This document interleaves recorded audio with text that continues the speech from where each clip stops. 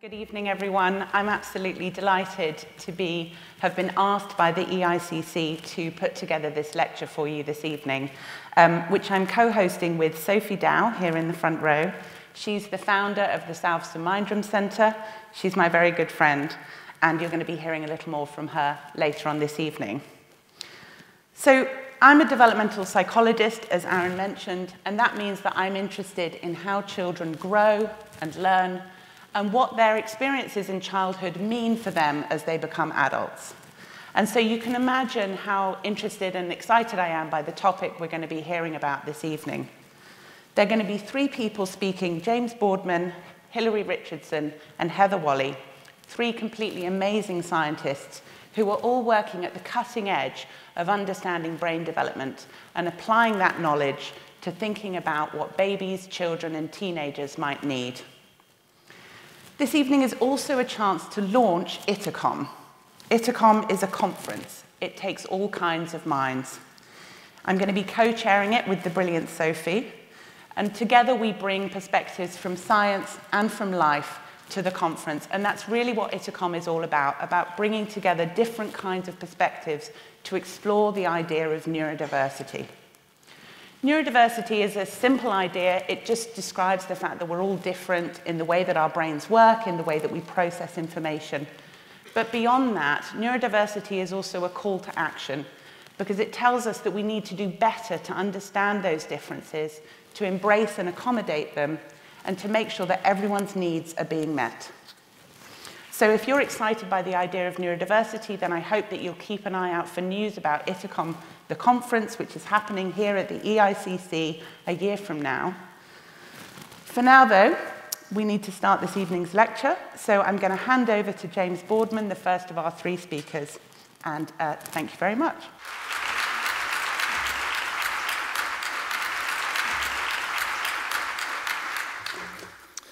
Thank you very much, Sue. Thank you to you, Sue, and Sophie for inviting us to speak here today.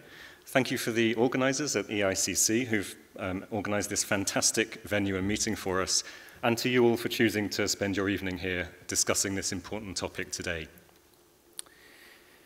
I'm James Boardman. I'm a professor of neonatal medicine at the University of Edinburgh, so I spend half my time on the neonatal intensive care unit at the Simpson Centre for Reproductive Health, and half my time running a research program really focused on trying to understand the impact of birth events on brain development and long-term outcome. So when Sue and Sophie approached us with this topic of the beautiful mind, the beautiful brain, I thought, how should we best conceptualize this? And I'd like to ask you to think about it in the context of child well-being, which the World Health Organization defines as above. It's the right to thrive, survive, and participate with no exposure to discrimination and best interests at heart. And the reason that the World Health Organization have defined it this way is that they've made the very cogent argument that this should be embedded in the world's attempt to get towards the Sustainable Development Goals, where child well-being is placed first and center. As part of that work, they've identified a series of factors that either promote well-being or take away from well-being or threaten it. Those factors, as you can see, begin actually before birth. They start with the mum, and they go right through to adolescence. The protective factors are on this list. It's responsive care.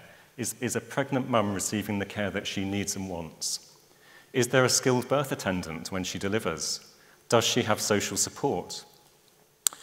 The very fact of getting a birth registered makes someone a citizen of somewhere, and that promotes well-being. Immunizations, support for early child development, being able to achieve in school, parity in education, a safe learning environment, training in ICT, and universal access to sexual and reproductive health services are all protective factors for well-being. On the darker side are these threatening factors, and I think we know all too well that these are very abundant around the world today. Maternal deprivation, neonatal risks, which I'm going to come on and focus on a little bit more, specifically being born with a low birth weight or being born too soon, malnutrition in childhood and poor growth, being forced to work, being exploited, being forced to marry, and adolescent birth are all factors that erode well-being. So this paradigm presents quite a challenge to neuroscientists. Specifically, how can neuroscience help us understand the developing mind, promote well-being, and support children and young people to thrive? And this question is both exciting and challenging. It's exciting because we have a wide armamentarium of techniques now to understand child brain structure and function, exemplified on that top row. And it's challenging because we know very well that a number of different factors that can be very diverse across biology, socioeconomics, and psychology impact on that question. And so the challenge is integrating those different data types into models to understand brain development and ultimately promote well-being. Now, one of the most enabling technologies for answering this question is brain MRI. In brief, mums and dads who are signed up to the endeavor of understanding this problem more consent for their children to have a brain scan soon after birth. This is done in the so-called feed and wrap technique, where we ask the mums or dads to give the baby a feed. They hopefully go off to sleep, get swaddled, have some earmuffs on to protect against the noise of the scanner, and then they go into a scanner. This is an MRI scanner here at the Royal, and we get really sophisticated and beautiful pictures of the brain, unprecedented before 10 years ago. So these are just some examples. On the image on the left, which is a baby in the womb of a pregnant woman at 28 weeks. You can just make out that the white signal there is water. So that's the bladder just sitting beneath the brain, and the white around the baby is the amniotic fluid. But of course, our main interest is brain growth at that stage. And then this panel on the right of the screen has been used to, is the result of us mapping how the brain grows so rapidly and so extensively from 28 weeks of gestation up to 40 weeks. And you can see that this 12-week period is a period of tremendous growth in complexity, in size, the beginnings of new structures. And it's growing at this stage, growing at this pace faster than at any other time in life. And this sort of technique allows us to answer a whole new sets of questions. And we and others have started to explore the maternal and fetal factors that might influence brain development, and also the neonatal ones, some of which are just listed here on this slide. I list them here because they've all been shown in some study or other to influence how the brain is developing. We've been fortunate at the Simpson to run a research program over the last 5 years or so called the Their World Edinburgh Birth Cohort, funded by the charity Their World, which has enabled us to scan several hundred babies soon after birth and to start to answer some really fascinating questions. And I now want to share 4 lessons from that cohort. The first is that the baby brain is highly variable at birth. There is no such thing as one standard baby brain. This is a sequence of all the scans that we've acquired over the years, and you can see that there's tremendous variation in size and structure. So the key point to learn from this is that diversity underlies normal function in human brain development. The second lesson that we've taken from this cohort and been able to explore a bit further is this vexing problem, but big problem, that maternal health and well-being impacts baby brain development.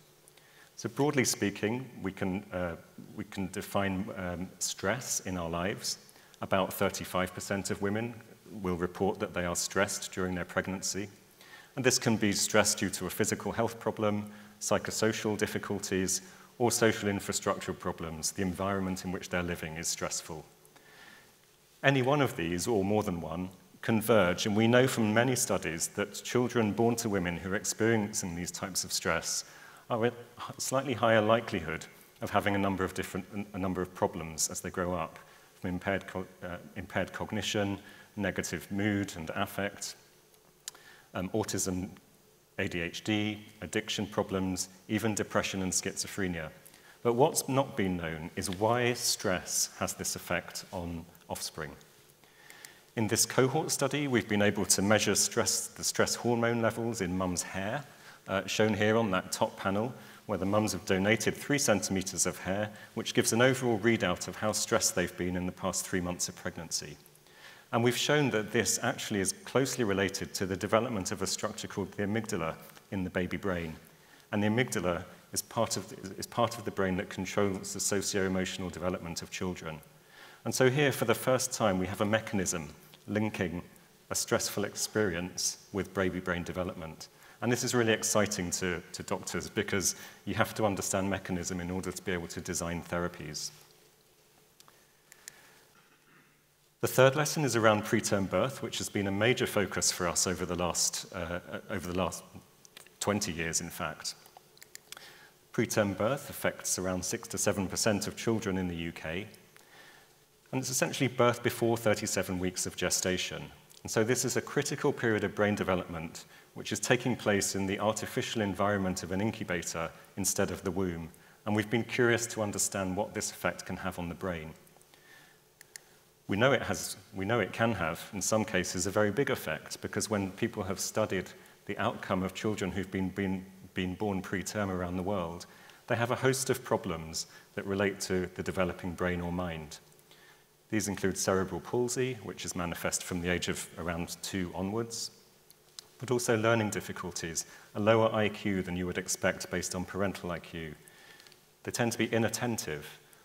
They can have memory problems, social difficulties, autism. And so it's clear that the event of preterm birth has a lifelong effect, and we've been very keen to try to understand that, unravel it, work out the causes, and ultimately to do something about it. So in our imaging studies, we've shown that the brain connections that underlie specific functions are indeed different in some preterm infants. Sophisticated MRI scans mean that you can now pick out the brain pathways that underlie specific functions, some of which are listed here. And we've shown that on average, brain connections are altered in babies who are born too soon. Happily, we've also looked for solutions and ways of avoiding that. And this here is a schematic diagram where the black dots represent information processing hubs distributed across the brain. One might be motor, one might be thinking, one might be memory.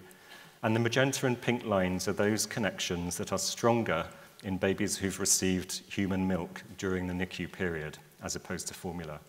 And so this, too, is an exciting finding that focuses attention on a fairly simple thing like nutrition for promoting brain health after preterm birth. The fourth and final lesson that we've learned is that socioeconomic context is really important.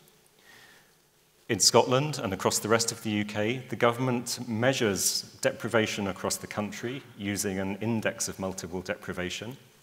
Essentially, this takes 7 measures of deprivation in a community and combines them and then ranks communities across the country, which works out as about 750 people in each community. And broadly speaking, it's aligned to postal code. And then the country is ranked from 1, which is the most deprived, down to 6,976 in Scotland, which is the least deprived area.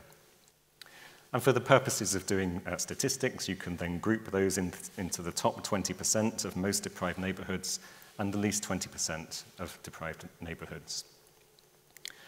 Unlike most capital cities, Edinburgh contains the whole spectrum. This is a map here where blue is the least deprived and red is the most deprived areas of the city and surrounding area. And we were able to pool data from all children living in Edinburgh and the Lothians a few years ago, which actually resulted in around 26,000 participants. And we got their birth data, which included the week at which they'd been born, so preterm infants and term infants. And we got their two-year outcome data for language and speech functions. And we asked the question, what is the effect of being born early on language and speech function at the age of 2? And what is the impact of the deprivation level in which a child is being raised on that outcome? And do they interact? And sure enough, we found that across the whole population, there was a relationship between being born at an early gestational age week, down to 25 weeks of gestation, up to 40 weeks, and the likelihood of having a speech and language problem, shown here on the vertical axis. That was true across the general population, but there was a very sharp gradient across levels of deprivation. where those in the 20% most deprived households, shown here as the dark blue line, had a much higher likelihood of having a speech and language problem at the age of 2 compared to those living in the least deprived. Or put quite bluntly, a baby born at 40 weeks gestation in the most deprived areas of the region has the same chance of having a speech problem as a baby born at 25 weeks in the most affluent areas. And we were delighted that a journalist at the Scotsman took this story up and wrote it up as a piece in the Scotsman, because I think this type of the impact of deprivation on outcomes is not widely talked about and ought to be. So finally, I want to come back to the slide of the preterm infant and give you this as an example that it shows it really does take all kinds of minds and it raises lots of questions. So this is Tom, and I met him as I became a new consultant back in 2007. He was one of the poorest infants I'd ever looked after. He was premature and had other reasons to be sick. And for much of the time, it was not clear that he would survive. But he did survive, and indeed thrived. His parents have been generous enough to keep in touch. This was him winning 800 meters in his school contest. They sent pictures on the first day at secondary school. And this is him just at last Christmas, turning 14. And I show this because Tom had one of the most difficult beginnings it's possible to have, but has survived and thrived. And he is an example of why we need to really understand resilience as well as injury in this context of birth difficulties. So just to sum up my section of the lecture.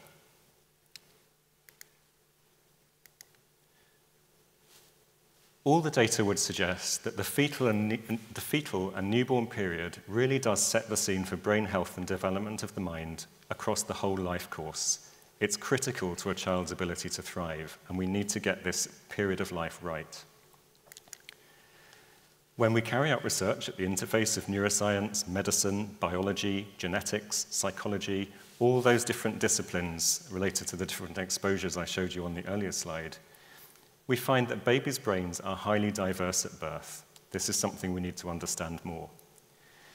Maternal health and well-being clearly influence fetal brain development, and we're just now starting to uncover the biological pathways that control that relationship, which is exciting because they could be modifiable.